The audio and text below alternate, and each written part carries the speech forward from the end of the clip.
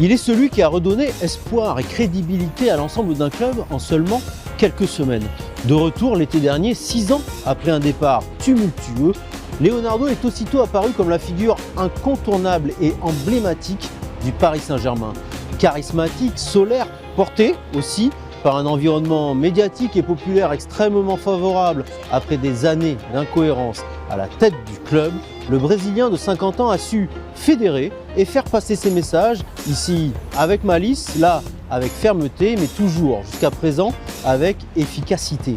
Considéré par ses détracteurs comme un homme manipulateur et égocentré, Leonardo, champion du monde en 1994, est un personnage captivant. De Niterói, où il est né, au Brésil, en passant par Rio de Janeiro, Sao Paulo, l'Italie, le Japon et bien sûr Paris, l'équipe en quête est partie sur les traces du directeur sportif du PSG. Leonardo, le stratège, c'est un documentaire de Fabien Toiti et moi-même avec Éric Frosio au Brésil, sur un montage de Charlène Ravin et Guillaume L'Enfant. Leonardo. Leonardo de novo. La tête de Leonardo. Leonardo. Il a une vraie élégance, il a une vraie classe, il est à l'aise dans toutes les situations. Ça, c'est une forme de force et d'intelligence très rare. Il est au-dessus du lot, quoi. Léo est une personne très particulière, très instinctive.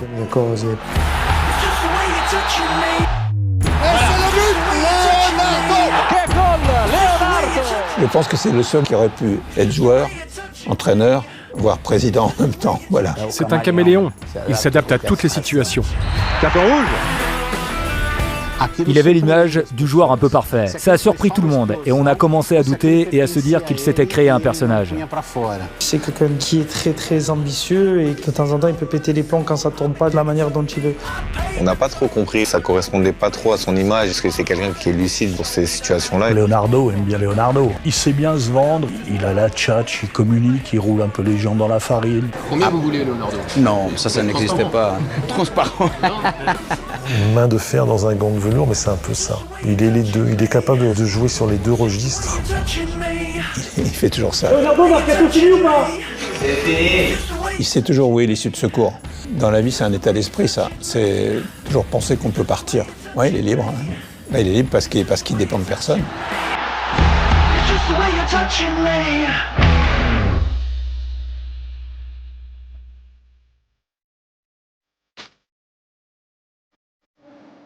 Le président est qatari, le directeur est brésilien, l'entraîneur est allemand, il y a un Français dans l'équipe. Pourquoi ça s'appelle le Paris Saint-Germain? Ça pourrait s'appeler Coca-Cola ou autre chose. Je veux dire, pourquoi ça s'appelle le Paris Saint-Germain? Honnêtement, je ne veux même pas parler de racisme parce qu'on laisse de côté ça, mais on peut parler de jalousie, parce que ça me ressemble jalousie. Voilà enfin quelqu'un au Paris Saint-Germain qui mouille le maillot, enfin plutôt le costume ajusté, pour défendre l'institution. Et ça a souvent manqué au PSG. Là, il y a quelqu'un qui incarne le Paris Saint-Germain et il sait parfaitement se faire respecter, quitte à tirer à vue, mais toujours avec le sourire. Parce que Leonardo, c'est un tueur, mais un tueur qui maîtrise la communication comme personne. Il est l'homme qui a rendu l'espoir à tout un club, désabusé par des années de conflits internes, de désillusions sportives et de critiques acerbes. En première ligne sur tous les dossiers, Leonardo est devenu la figure majeure du projet parisien depuis son grand retour l'été dernier. Il est celui qui en incarne l'autorité, l'ambition et la crédibilité. Il a fait, en arrivant du PSG, une machine de guerre. Il y a eu quelques troubles quand il est parti. Aujourd'hui, il revient. On a l'impression que le train est de nouveau sur les rails. Il manquait quelqu'un de présent au sein du club avec une personnalité. Et il est cette personne-là, il n'y a pas de problème. Quand il arrive, il dit je vais parler en français et ceux qui ne parlent pas français, ils ont qu'à apprendre le français. C'est un message indirect envers Neymar et il s'est attaqué de suite au plus gros joueur avec le plus gros ego pour pouvoir après, si demain il veut dire quelque chose à quelqu'un, il a la légitimité de pouvoir le faire. Il éteint les incendies, délivre des messages avec fermeté, charme et malice. Ce ne sera pas la saison bling-bling, oui, on y va gagner la Champions League. Non, ça ne sera pas comme ça. On va chercher de réorganiser, de revoir des choses, de reparler. Et là où il est fort, c'est qu'il arrive aujourd'hui par une communication extrêmement habile à dire bon, c'est pas forcément pour cette année, alors que les moyens sont encore plus évidents. Il a réussi à faire passer l'idée que le PSG cette année ne sera pas bling-bling, en clair, qu'il y a sous-entendu il y a moins de potentiel, mais pour moi ils ont autant de potentiel. Ils ont réussi à garder Neymar, Mbappé, Cavani, ils ont rajouté Icardi, ils ont rajouté Gay. Au bout du compte, pour moi, ils ont une équipe qui a encore plus de potentiel que l'an passé. Partout où il est passé, que ce soit à Paris, au Milan, à l'Inter, de nouveau à Paris aujourd'hui, c'est quelqu'un qui est très fluide en termes de communication, qui garde toujours un relationnel avec une proximité plus ou moins tenue ou pas, mais ou fine. Et c'est quelqu'un qui toujours veut garder de toute façon une image et un contact avec les interlocuteurs avec une certaine chaleur de nouveau. Il y a 6 ans, pourtant, Leonardo quittait le club parisien par la petite porte, 2 ans à peine après son arrivée. Un départ chaotique et sulfureux à la suite de son coup d'épaule sur l'arbitre Alexandre Castro dans les couloirs du Parc des Princes. Suspendu 9 mois par la Ligue, puis 14 en appel à la fédération, à qui il réclamera plus de 8,5 millions d'euros d'indemnité, le Brésilien parviendra finalement à un accord amiable et préservera son image. Il est revenu, je suis très content qu'il soit là, très heureux pour le PSG.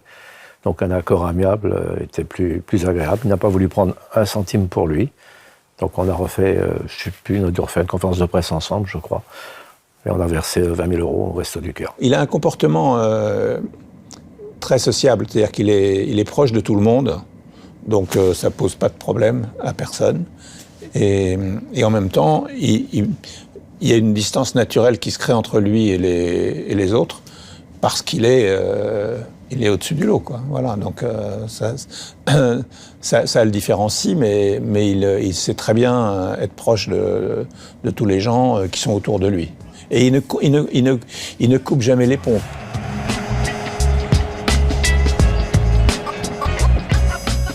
Élégant, mais capable de coups de sang spectaculaires et inattendus, roi de la communication pour les uns, manipulateur égocentré pour d'autres, homme de réseau, mais sans attache. Qui est vraiment Leonardo Nascimento de Arroyo et comment s'est-il construit depuis son Brésil natal il y a 50 ans pour devenir l'un des hommes les plus puissants du football européen?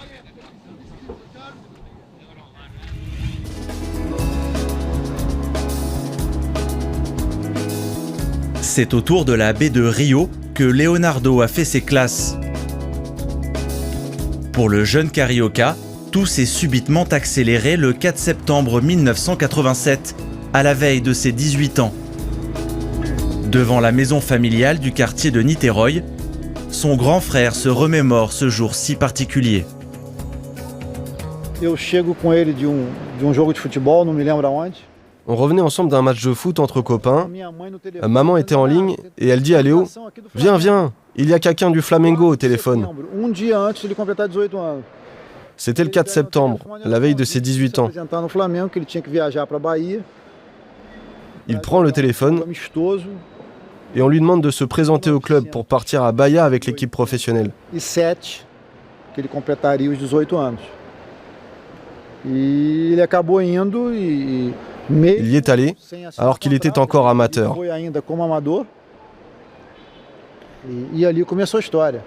C'est ce jour-là que l'histoire a vraiment commencé.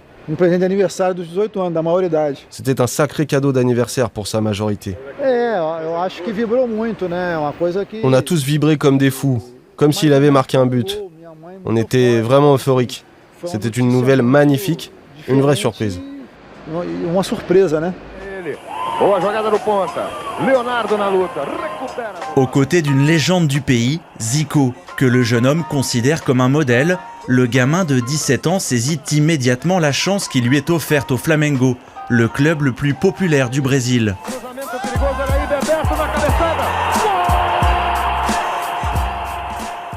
E teve lance como que a gente pode dizer assim, meio inesquecível. Je me souviens d'une action inoubliable et émouvante. Num jogo contra o Santa Cruz, no Maracanã. C'était un match contre Santa Cruz au Maracana.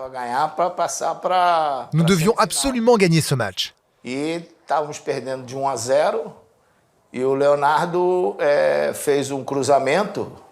Alors qu'on était mené 1-0, Leonardo centre, le ballon est mal repoussé et c'est moi qui marque du gauche. E aí quando nós estávamos comemorando, On a commencé à célébrer le but, mais lui, il était en pleurs. Il pleurait même beaucoup, il était ému. Avec Renato, paf paf, on lui met 2-3 gifles. Allez, c'est fini, il faut se remettre dans le match et marquer un autre but. Va savoir ce qui lui est passé par la tête à ce moment-là. Il a toujours déclaré qu'il était fan du Flamengo, et bon, me faire une passe décisive, c'était peut-être un rêve qui se réalisait pour lui.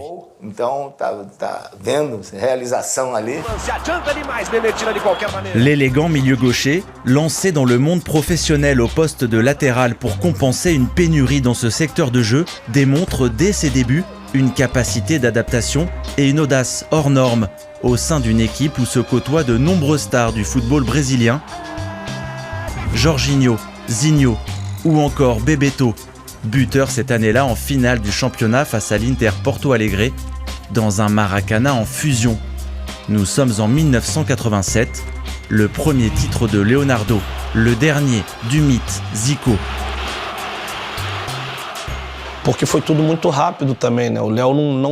Tout est arrivé très vite pour lui.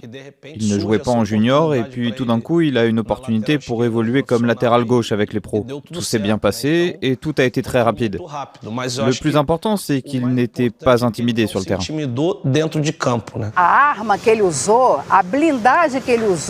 L'arme de Leonardo pour ne pas avoir l'air intimidé et être accepté par le groupe, c'était son intelligence, son sens de l'humour et sa capacité à être agréable avec tout le monde. Il a été très bien accepté par le groupe. Au bout de quelques jours, de quelques semaines, tout le monde disait du bien de lui.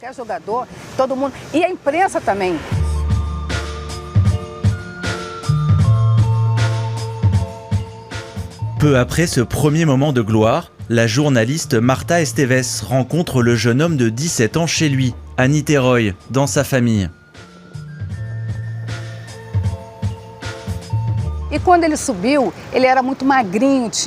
À l'époque, il était tout maigre. Il avait les jambes arquées, les cheveux lisses, avec de grandes oreilles. Alors les gens le chambraient un peu sur son physique, même si ce n'était pas méchant. Il vivait dans une famille unie. Ils prenaient le petit-déj ensemble dans la salle à manger. Je me souviens vaguement de son grand frère. Il y avait sa maman. Son père, lui, non, n'était pas là. Les parents étaient séparés depuis que les enfants étaient jeunes. Le papa n'était pas là au quotidien. Mais c'était une famille unie. Même s'il n'habitait plus la demeure familiale, c'est le père qui a géré le début de la carrière de Léo et son premier contrat avec le Flamengo. Il n'avait pas d'agent, pas de manager. À la maison, Leonardo, qui a aussi une petite sœur, partage sa chambre avec son grand frère, Junior, de 2 ans son aîné.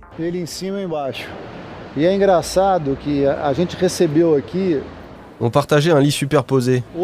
Lui était en haut et moi en bas. C'est marrant parce qu'on recevait souvent des amis à dormir. Il y avait Bismarck, un joueur du Vasco qui a évolué au Japon. Roberto Assis, le frère de Ronaldinho Gaucho, passait aussi du temps à la maison. Lui et Léo ont été champions du Sul-Americano en 1988 en Argentine. Et ils étaient potes. Il y a eu beaucoup de visites d'illustres joueurs dans cette chambre. C'était presque devenu un dortoir.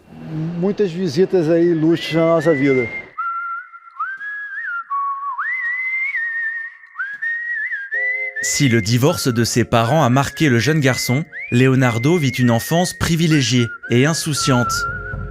Un père et une mère fonctionnaires, issus de la classe moyenne brésilienne, qui payent études et cours d'anglais particuliers à leurs 3 enfants, lesquels fréquentent les bonnes écoles de la ville et les clubs de sport UP.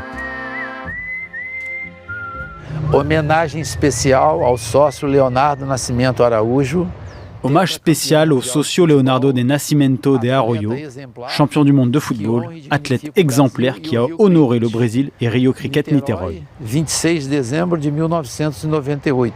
Le 26 décembre 1998. C'était un hommage mérité? Ah oui, c'est un hommage vraiment tout à fait mérité. Il pourrait même y en avoir encore d'autres. Il était là? Ah oui, il était venu pour l'inauguration.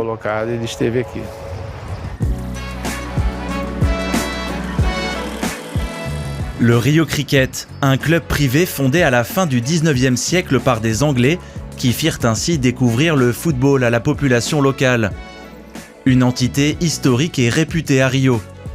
Le jeune Leonardo pratique ici le futsal, le tennis et même le rugby. Ses amis d'enfance et son grand frère se souviennent de celui qui était surnommé Ratinho, le petit rat, en raison de son physique de gringalet et de ses oreilles décollées.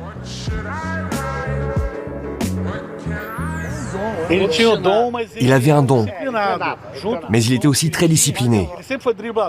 Il était dribbleur, très habile, mais oui, au-delà de ses qualités naturelles, il travaillait beaucoup.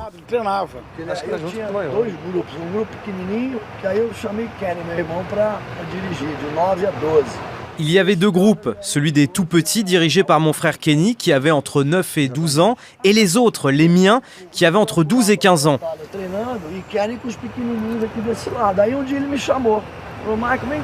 Un jour, Kenny m'appelle, viens voir, il y a un gamin qui fout la merde. Je dis lequel? Il me désigne Leonardo. Je le regarde, il avait des crampons comme ça. Ça devait être les chaussures de son grand frère.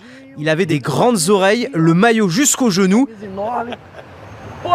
Mais il prenait le ballon, driblait tout le monde et marquait. 1 fois, 2 fois. Il avait 9 ans.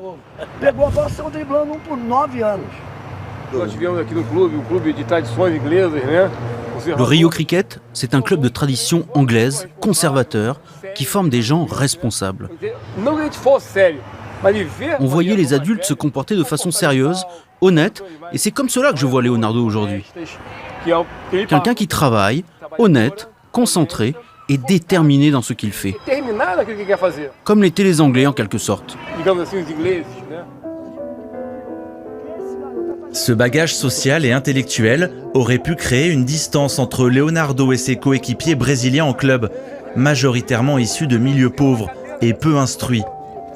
Mais au Flamengo, puis au Sao Paulo FC, l'enfant de Niterói use déjà de son entre-gens pour s'intégrer et se faire apprécier de tous.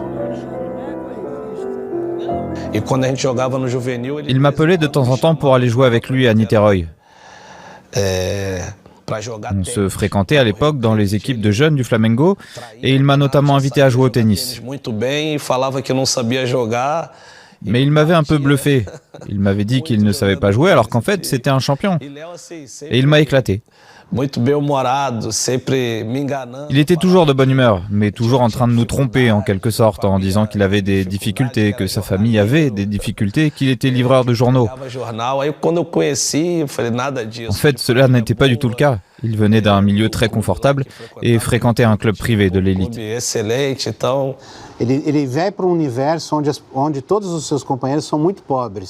Il est entré dans un univers où tous ses camarades étaient très pauvres. Il avait besoin de s'intégrer. Il ne pouvait pas apparaître comme le petit bourgeois. S'il avait montré qu'il était socialement supérieur aux autres, il aurait souffert de préjugés et on l'aurait mis de côté. C'était pour se défendre, se faire accepter et s'insérer dans le groupe.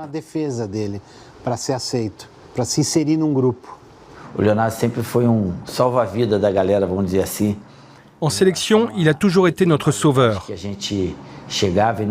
À chaque fois que l'on voyageait et que l'on n'arrivait pas à communiquer, il était là pour nous représenter ou nous aider dans des situations délicates.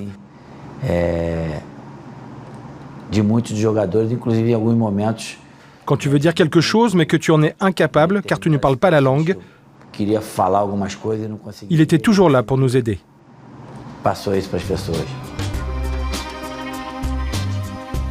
Avec son sourire enjôleur, son look de surfeur et ses bonnes manières, l'ancien garçon moqué par ses copains est devenu en quelques mois un playboy très courtisé. Leonardo não sabia, mas ele era sedutor. Leonardo ne le savait pas, mais il séduisait beaucoup les femmes. À l'époque, il n'y avait pas Internet, pas d'email, de réseaux sociaux. Alors les fans envoyaient des courriers au club. Et en très peu de temps, il est devenu le recordman du nombre de courriers reçus. Il est très rapidement devenu un sex symbole, mais il n'en avait pas conscience. Quand je lui disais « Léo, tu es sorti avec cette fille », il disait toujours que c'était faux. Non, non, pas du tout. Il était toujours sur la défensive. Mais personne ne lui en voulait d'avoir du succès. Tiens, d'ailleurs, ça me rappelle un souvenir, alors je vais profiter de votre présence pour sortir un dossier. Un jour, il est sorti avec ma cousine. Et bon, il avait été sans pitié avec elle. Quand on se revoit, on en rigole de tout ça. Malgré l'argent et une célébrité naissante, Leonardo ne multiplie pas pour autant les conquêtes. Il se fiance jeune et épouse Béatrice. Il a alors 24 ans et aura 3 enfants avec elle. Séparé depuis quelques années, le couple a néanmoins duré plus de 20 ans. C'est ensemble et avec l'ami de toujours, Rai, qu'ils fonderont l'association Gold Eletra pour venir en aide aux enfants défavorisés du pays. Ce sont des photos de famille.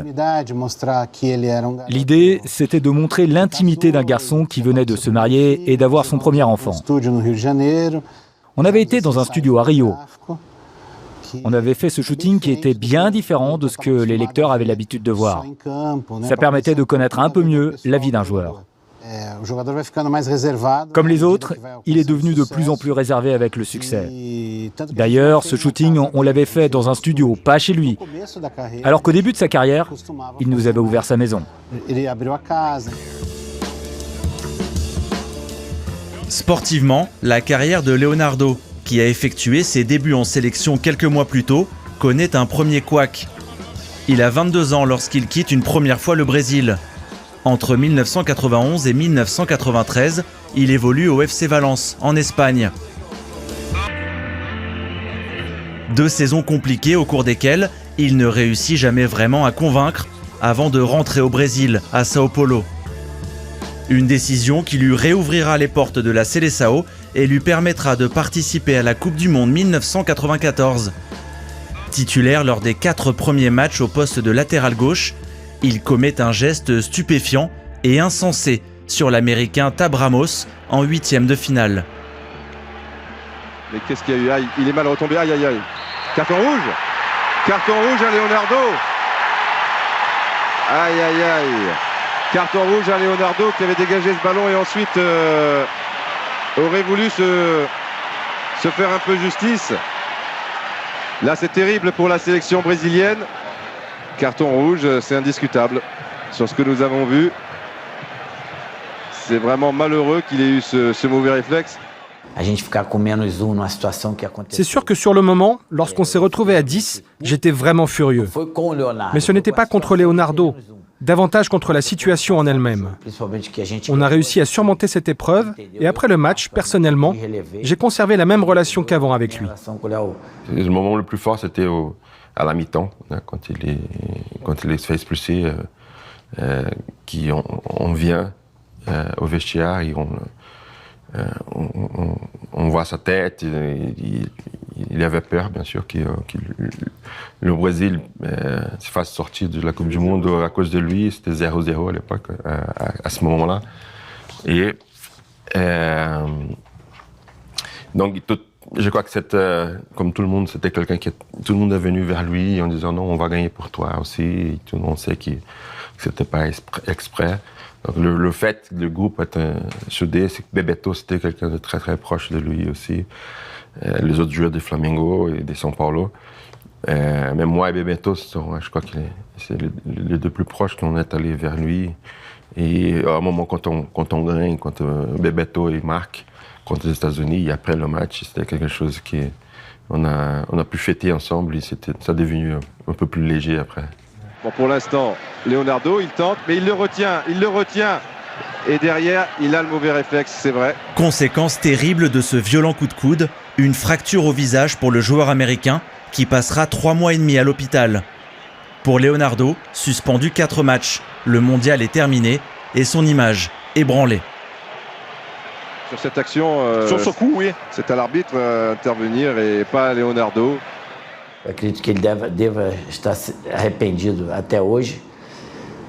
Je pense qu'il doit s'en vouloir encore aujourd'hui.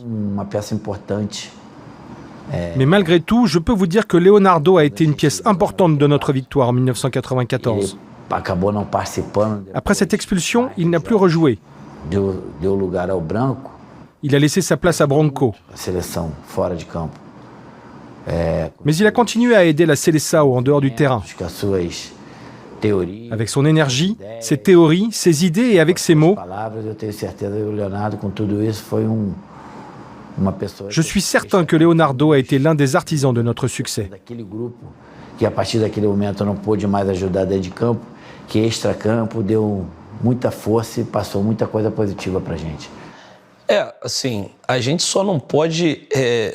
Après, il ne faut pas non plus tout mélanger.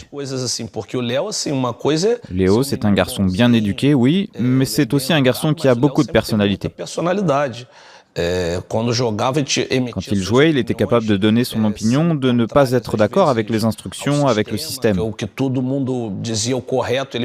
Si certains étaient d'un avis, lui, il pouvait donner un avis contraire. S'il fallait jouer dur et aller au contact avec un coéquipier, il était aussi capable de le faire. Ce n'était pas un saint, un garçon passif devant les événements, il avait de la personnalité, et c'est aussi comme cela que tu réussis dans ce milieu.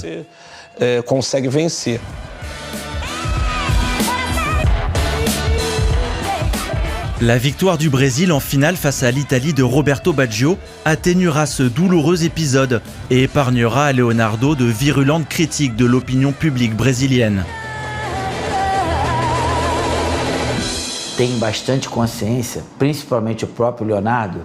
Les gens en ont conscience, et Leonardo en premier lieu.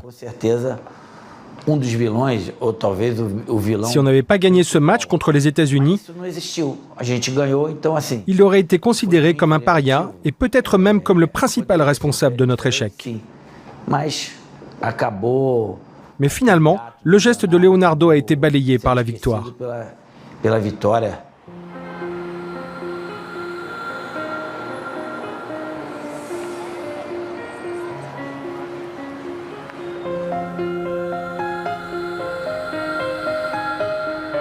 Le mondial américain passé, Leonardo ressent le besoin de quitter le Brésil.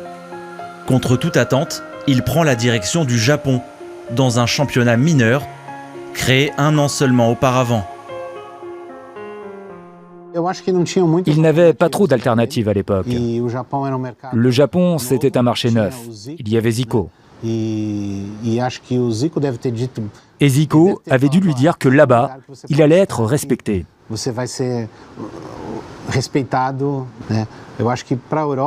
En Europe et au Brésil, il aurait été trop marqué. Son passage au Japon l'a sans doute aidé à laver son image.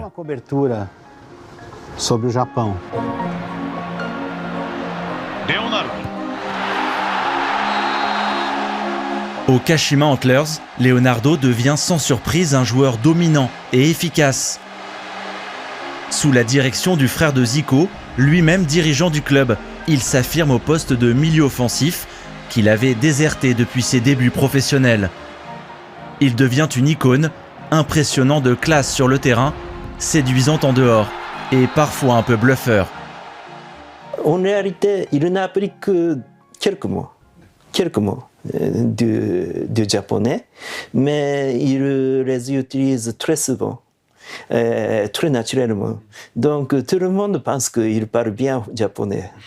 Mais en réalité, il n'a parlé que quelques mots ça, chaque fois. Il est malin. Oui, très malin ça. Il a été très apprécié là-bas et fut très important pour Kashima, jusqu'à ce que surgisse la proposition du PSG. Après 2 années au Japon, couronné d'un titre de champion, le Brésilien de 26 ans souhaite revenir en Europe. Il se remettait dans le bain européen pour faire cette Coupe du Monde. Son objectif, c'était avant tout de faire la Coupe du Monde avec le Brésil. Bon, en plus, à Paris, on avait la fibre, il y avait la fibre brésilienne, donc avec tous les joueurs brésiliens qui sont passés, c'est vrai que là, à ce moment-là, il y avait Rai, il y avait Ricardo, donc à partir de là, c'était tous des points d'ancrage pour lui importants. Comme j'étais devenu un peu sa famille, et donc il m'appelait assez souvent. Et à un moment donné, je crois qu'il restait 6 mois à 8 mois des contrats. Et il déjà pensait à venir en Europe. J'ai discuté avec Ricardo et Michel Denisot. Donc je crois que je ne me rappelle pas les détails, mais c'est moi qui ai un peu a mis le sujet sur la table pour qu'il puisse venir. Donc on est entré en contact avec lui directement parce que Leonardo traite les affaires lui-même sans agent. Et puis je l'attends à Roissy, descend de l'avion, nickel, et il me parle en français. Alors là, j'étais déjà... c'était assez rare, quoi. Leonardo, olha pra mim. Obrigada.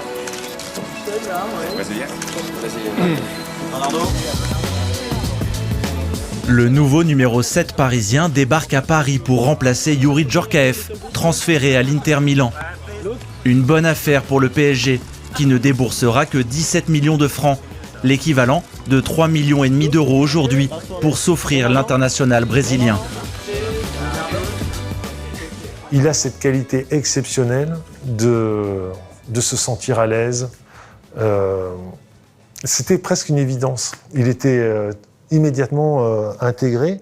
Mais par contre, j'ai jamais eu l'impression qu'il allait passer comme Rai, comme Ricardo, 6-7 ans avec nous. J'ai toujours eu l'impression que c'était un joueur de talent formidable qui allait nous aider sur une période, mais qui allait partir forcément. Leonardo marquera dès son premier match de championnat à Strasbourg. On aime ces images, ouais, Leonardo. Des premiers mois prometteurs, mais une deuxième partie de saison inégale et décevante. Un seul but inscrit à partir de janvier, mais face à Liverpool, en demi-finale de la Coupe des Coupes. C'était quelqu'un capable de fulgurance, mais qui avait moins de constance que Ricardo Rai. Ricardo Rai, c'était des piliers de l'équipe. Leonardo, c'était du talent, mais moins de constance. C'est le souvenir que j'en ai. L'année s'écoule et le Brésilien pense déjà à la suite. S'il continue de clamer son amour pour le PSG durant l'été, il négocie seul son transfert au Milan AC en parallèle. Léo, de toute façon, il fera tout en fonction de lui et pour lui. Si on a compris ça et qu'on veut travailler avec lui, il n'y a pas de souci. Il pense à son image, surtout, voilà, il veut sortir, il veut être au-dessus des autres. Et voilà, il a ces facultés-là qui... En fait, il te dribble comme il était sur le terrain, et dans la vie aussi, il peut te dribbler. Tu ne sais pas ce qu'il pense. Jusqu'à présent, tu peux lui poser une question. Est-ce que c'est vraiment ce qu'il pense? Tu ne sais pas. Mais un match, au cours d'une folle soirée, a fait basculer le passage de Leonardo au PSG et rendu sa trace indélébile. Ce 27 août 1997, quelques jours avant son départ pour le Milan, le club parisien dispute une rencontre capitale pour son avenir européen. Avant le match contre Bucarest, c'est vrai qu'on était dans une situation de risée, quoi, parce qu'on avait fait, évidemment sans le savoir, il y avait une erreur administrative générale, d'ailleurs, parce que personne n'avait vu que Laurent Fournier était suspendu, ni nous, ni notre adversaire, ni l'arbitre, ni rien, donc on a joué. Et puis après, c'est l'UEFA qui a vérifié, qui nous a dit qu'on avait perdu sur tapis vert 3-0, donc il fallait gagner avec 4 buts d'écart pour se qualifier. Avec moi, il y avait Claude Leroy à l'époque, qui était au club, et qui me dit... je reçois des appels de marabouts et tout. Je dis, écoute, moi, je prends tout ce qui est légal. S'il faut, on me met un camion de cierge à Lourdes, je fais. Enfin, tous ces trucs-là auxquels on croit ou on ne croit pas, allons-y. Moi, j'ai jamais eu affaire à des marabouts dans ma vie, mais donc il me donne les coordonnées d'un marabout et donc je J'entre en contact avec lui, ça coûtait pas très cher, hein. Je découvre Western Union, donc je n'étais jamais allé verser 100 ou 200 ou 300 euros pour le Sénégal, je crois. Et puis il me dit c'est compliqué, ça va être compliqué. Il ne voyait pas le résultat. Et puis 2 jours avant, il m'annonce le résultat. Je dis bon, ok. Dans un parc des Princes incandescent, les Parisiens terrassent le Steaua Bucarest 5-0. Leonardo délivrera 4 passes décisives. Il était techniquement au-dessus du lot, mais c'est ce match-là qui l'a sauvé beaucoup aussi. Un dernier match qui restera à jamais dans les annales du club parisien et du football français des années 90. Il avait fait le match de quelqu'un qui était complètement au club. Il n'avait pas l'esprit ailleurs. Et il nous avait aidés avant de partir. En fait, le marabout, c'était Leonardo sur ce match. Il était extraordinaire. Il était extraordinaire. Voilà, il était à 200%, aidé par Rai qui était à 100%. Et dès que je suis descendu sur le terrain, là, après c'était ce match qui était quand même assez mémorable, je lui ai dit, bah écoute, voilà, ça va. Demain, on va Galliani. Celui que Michel Denisot surnommait affectueusement l'aristocrate quitte le Paris Saint-Germain après une ultime prouesse qu'il n'a pas manqué de célébrer avec l'ensemble du club dans une ambiance exaltée.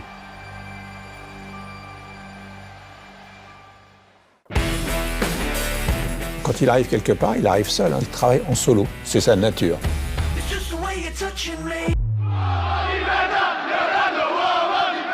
Est-ce que tu crois que c'est quelqu'un qui a pu être tiraillé à un moment entre l'envie d'entraîner ou l'envie d'être dirigeant? Joker. C'est quelqu'un qui attache bien sûr beaucoup d'importance à la qualité du joueur, mais également sa façon d'être, sa façon de se comporter tous les jours. Je pense qu'il est 100% pour sa petite gueule, on va dire. Il m'a texté quand il était au Milan. Donc avec moi, il était très classe.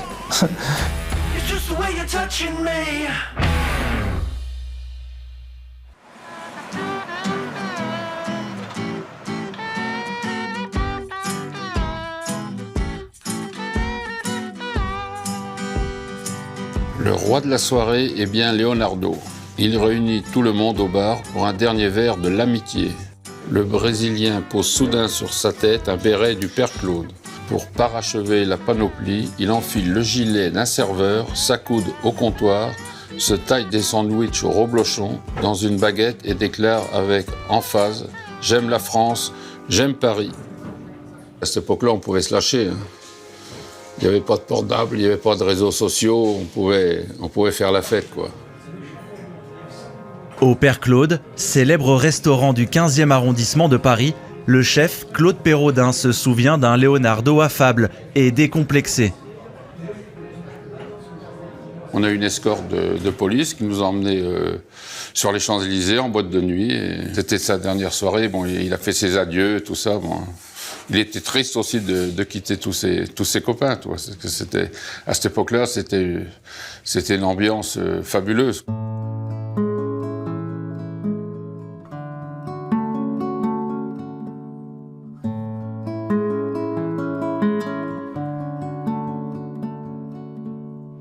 Pour conclure l'affaire, le Milan verse l'équivalent de 14 millions d'euros au PSG. Leonardo, lui, en profite pour négocier un salaire de 320 000 euros net d'impôts par mois, 5 fois plus qu'à Paris. Le Brésilien intègre un géant européen où se bousculent les plus grandes stars du football mondial. Il est arrivé comme une star, sans doute, parce que c'était l'entraîneur de l'époque, Fabio Capello, qui l'avait voulu absolument. On était déjà à la fin de l'été, à la fin du mercato quand Léo est venu, mais il est venu, je me répète, comme une star. La différence, la grande différence entre Milan AC de l'époque et Milan AC d'aujourd'hui est qu'à l'époque, c'était plein de stars. Alors Léo est venu, mais dans le club, il n'y avait que des champions. Si la première saison est mitigée, la seconde se révèle triomphante. Milan remporte le Scudetto au terme d'un duel mémorable avec la Lazio Rome. Aux côtés de George Weah, Oliver Bierhoff ou Zvonimir Boban, le Brésilien réalise sans doute la meilleure saison de sa carrière. Leonardo! Incredibile tiro del brasiliano C'était une forte personnalité dans un club plein de fortes personnalités. Parce que selon moi, c'est plus facile d'être fort dans un groupe faible. Non, lui, c'était fort avec les forts, fort dans les forts. Il quittera le Milan en 2001, 4 ans après son arrivée. À 31 ans, le globe-trotter polyglotte rentre au Brésil, à Sao Paulo puis à Flamengo, avant de revenir en 2003 au Milan AC, où il achèvera sa carrière de joueur, après une saison quasi blanche. Il a laissé une belle trace. La trace forte vient d'autres joueurs. La trace forte, parlant de l'époque et parlant des étrangers, vient par Weah. Léo a été un champion avec des champions. Désormais retraité des terrains, il rejoint à 33 ans la structure dirigeante du club milanais, où il va au fil des années multiplier les fonctions. Directeur technique, ambassadeur ou encore secrétaire de la Fondation Milan. Après plusieurs périodes entre la Fondation au Brésil et tout ça, il revient au club et il devient, on va dire, le bras droit de Galliani, qui était le président à l'époque. Et donc il est devenu, on va dire, un team manager, plus entre Galliani et l'équipe en fait. J'ai recroisé très vite à Milan. Il était devenu le patron de la fondation du Milan.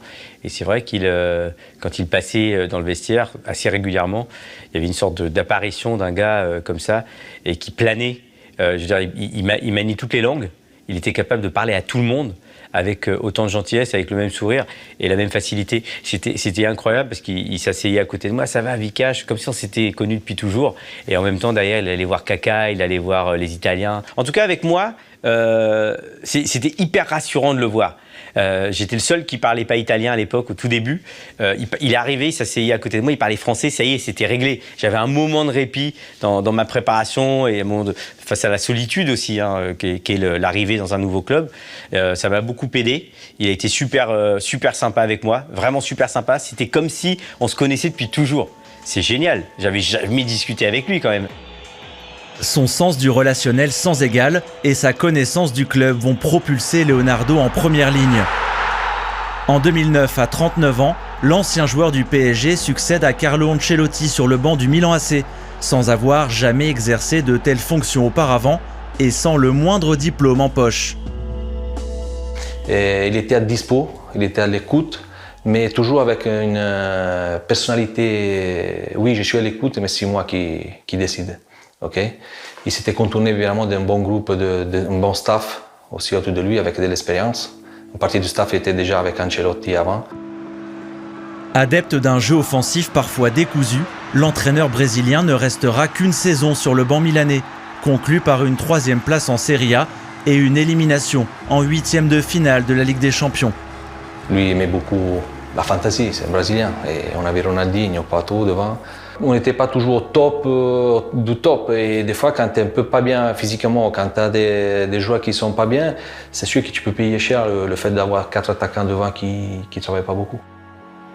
En profond désaccord avec le propriétaire du club milanais Silvio Berlusconi, Leonardo prendra l'initiative de partir. Il y a eu un clash entre le club et l'entraîneur. Et c'est pour ça qu'après, par la suite, il est parti. Concrètement, il a eu un affrontement avec Berlusconi. Oui, bien sûr. C'était quoi le problème avec Berlusconi? Le système de jeu. Je pense que Berlusconi a une idée de jeu et que Léo avait une autre idée de jeu. Et donc, à partir de là, quand il y a deux personnes qui sont têtues, et voilà, c'est ça a clashé. Berlusconi n'était plus le vrai Berlusconi d'une fois. C'était un Berlusconi politique. C'était un Berlusconi qui ne pensait que à la politique et toutes les choses qu'il disait sur le club étaient des choses seulement en fonction de la médiatisation politique. Et pour Léo, a été simple de s'opposer parce qu'il avait totalement raison. Berlusconi disait des conneries géantes.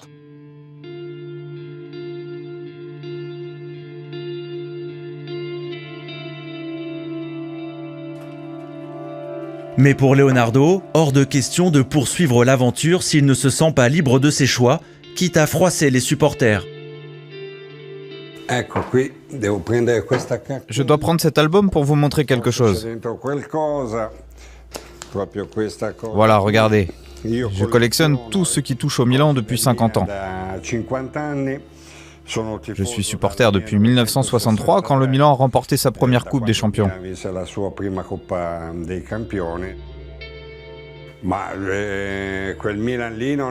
Son Milan n'a pas fait de grandes choses. Ce fut une saison normale. Il n'a pas échoué non plus. Certains entraîneurs ont fait pire que lui.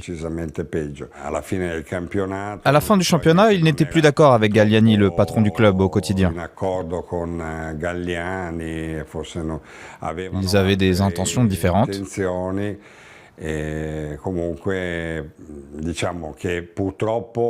Malheureusement, la saison d'après, il a rejoint l'Inter et ça a été la goutte d'eau pour nous, Milanais.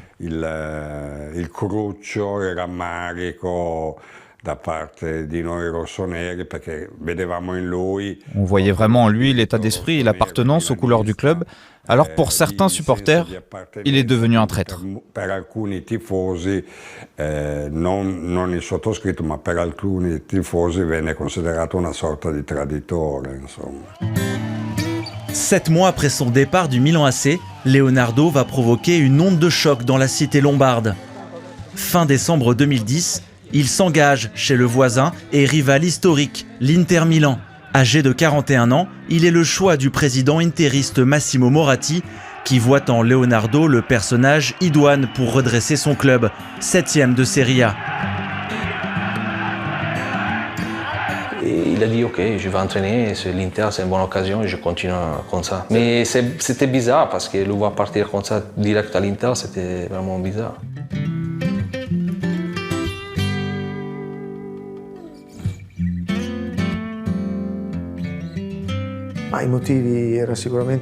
On savait que c'était un homme brillant. Il n'avait pas beaucoup d'expérience, mais le président Moratti connaissait ses qualités et son talent.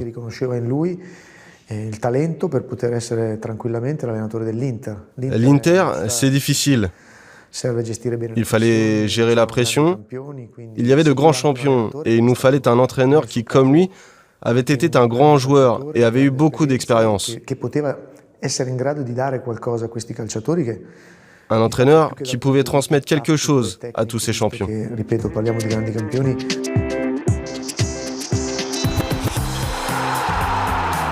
Le 6 janvier 2011, il effectue ses débuts officiels sur le banc de l'Inter face à Naples. À son arrivée, sa nouvelle équipe possède 13 points de retard sur le Milan AC. Sous l'impulsion de son entraîneur, le club se relancera et terminera 2e de Serie A. Milan gagne le titre, que certains joueurs comme Gennaro Gattuso fêteront en insultant leur ancien entraîneur.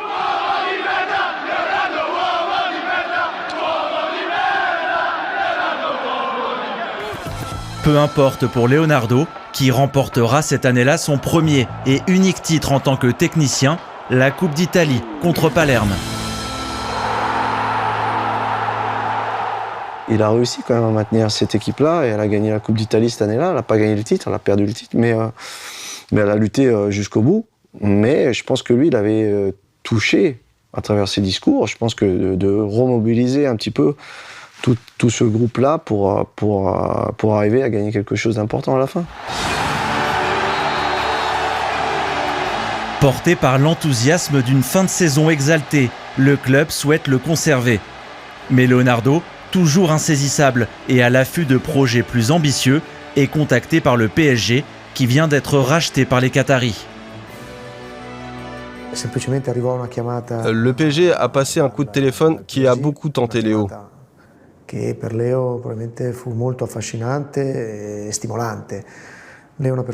Léo est une personne très particulière, très instinctive, émotionnelle, et le projet du PSG l'a convaincu. Il a imaginé pouvoir réaliser de grandes choses dans une ville où le football est une grande tradition. di importante in una città che non aveva una grande tradizione di calcio, perché il PSG prima della nuova proprietà non... Le PSG représentait l'histoire du football français et je pense que c'est ça qui lui a plu. Nel calcio francese e ne ha vinto chissà quali titoli. Ce n'est pas lié à l'Inter ou à notre président. Nous souhaitions continuer avec lui.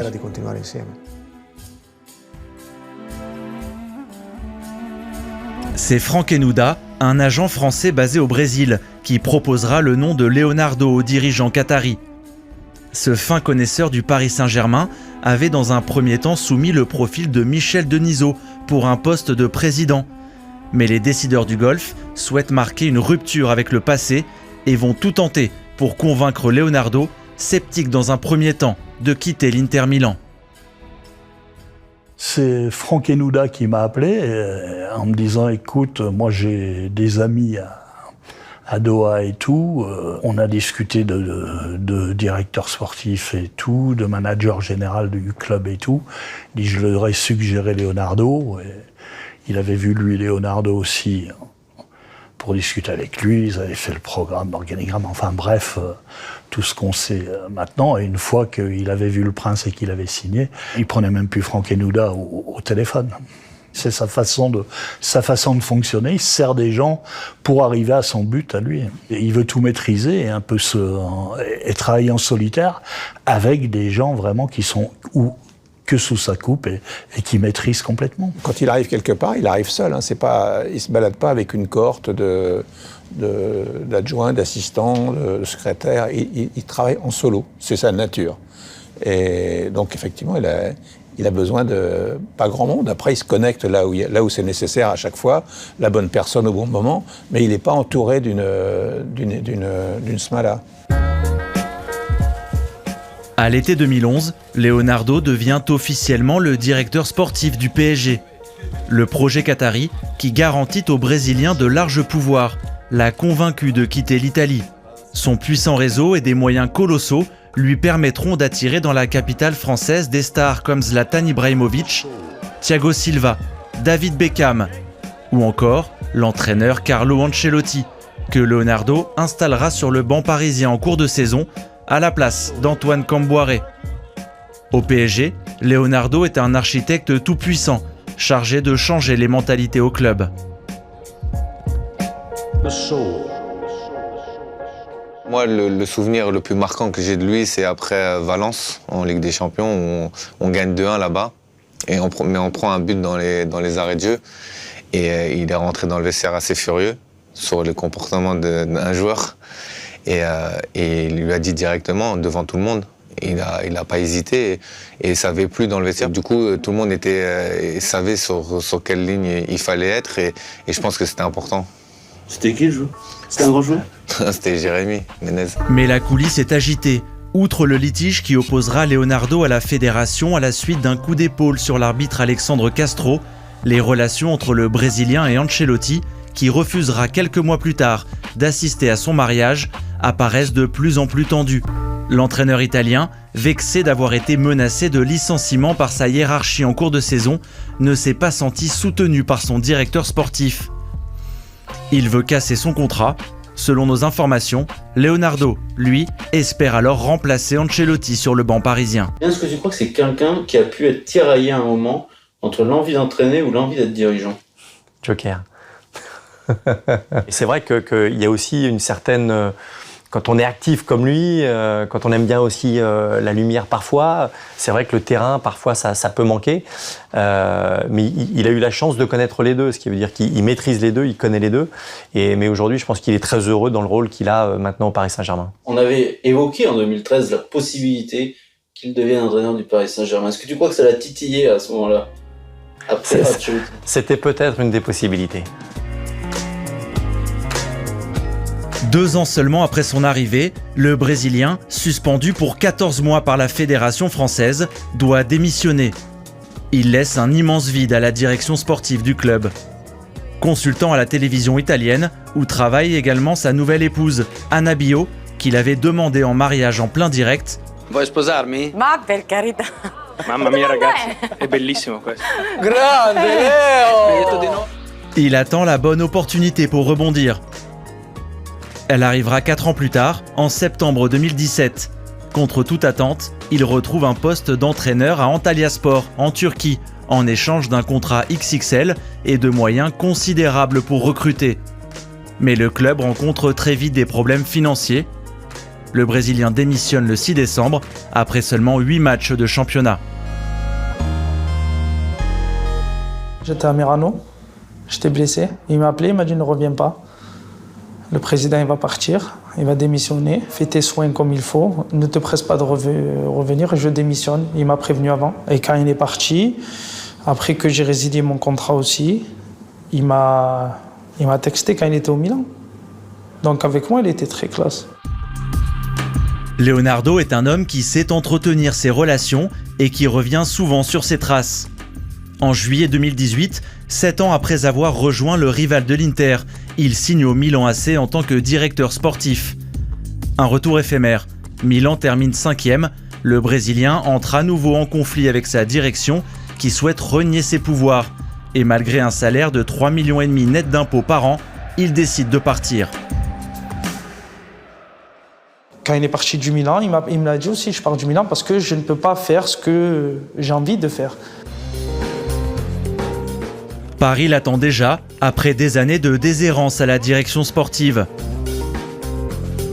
En pleine affaire Neymar, qui souhaite rejoindre Barcelone, son charisme et son autorité vont aussitôt le replacer au centre du jeu.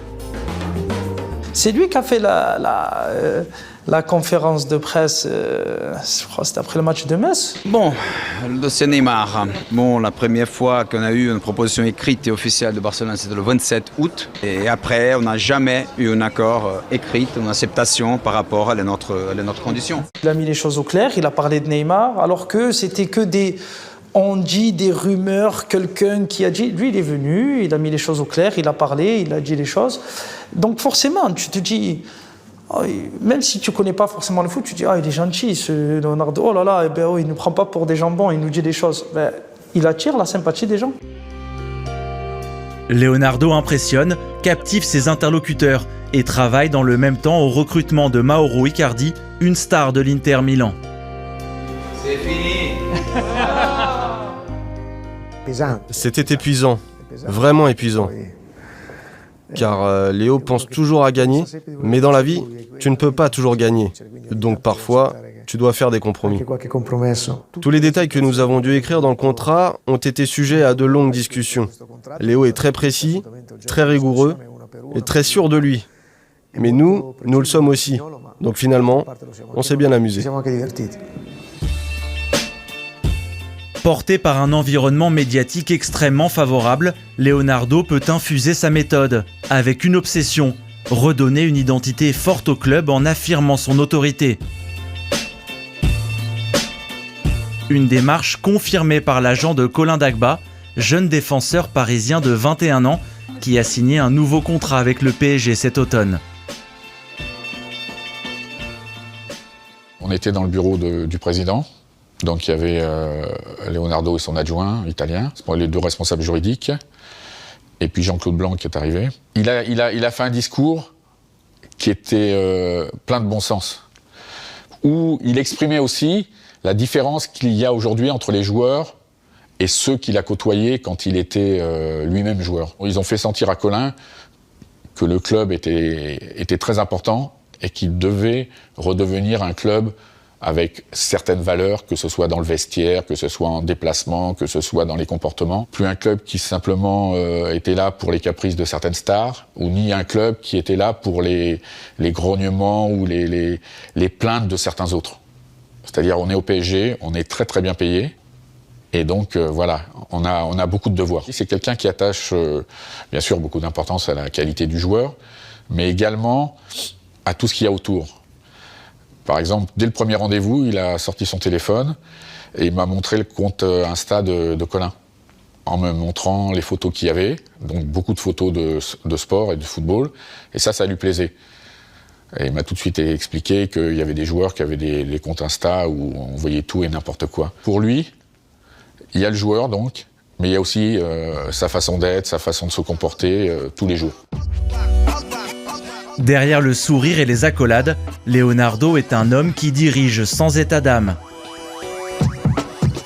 Pour être dans ce type de poste ou de fonction, il faut être juste et courageux. Si vous ne l'êtes pas, de toute façon, vous n'aurez pas de crédibilité. Et Léo a une très très grande expérience de notre activité. Il a été un grand joueur. Il a été dirigeant dans un grand club. Le Milan AC était un des plus grands clubs d'Europe quand il a été dirigeant aux côtés de Galliani. Donc forcément, comme il est intelligent, il connaît parfaitement les codes.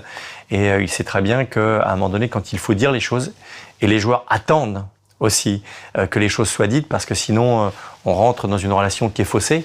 Et c'est vrai que dans le cadre des relations qui sont franches, simples, mais elles doivent être aussi honnêtes. Et Léo a cette honnêteté, cette transparence et la capacité à dire les choses quand il faut les dire.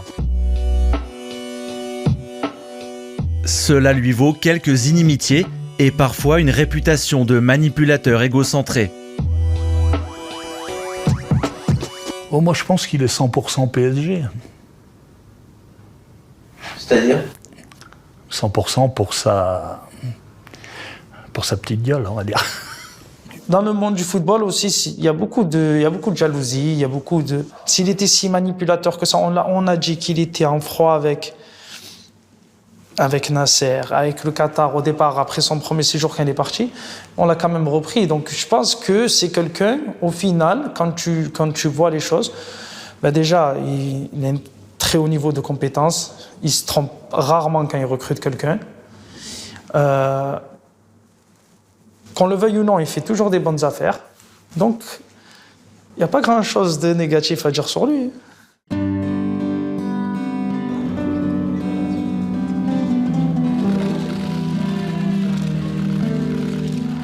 Partout où il est passé, Leonardo a laissé une trace forte. Joueur, entraîneur, dirigeant, il est un homme tout-terrain qui nourrit depuis toujours une ambition dévorante. Mener enfin le PSG à la conquête de la Ligue des Champions serait peut-être sa plus grande victoire.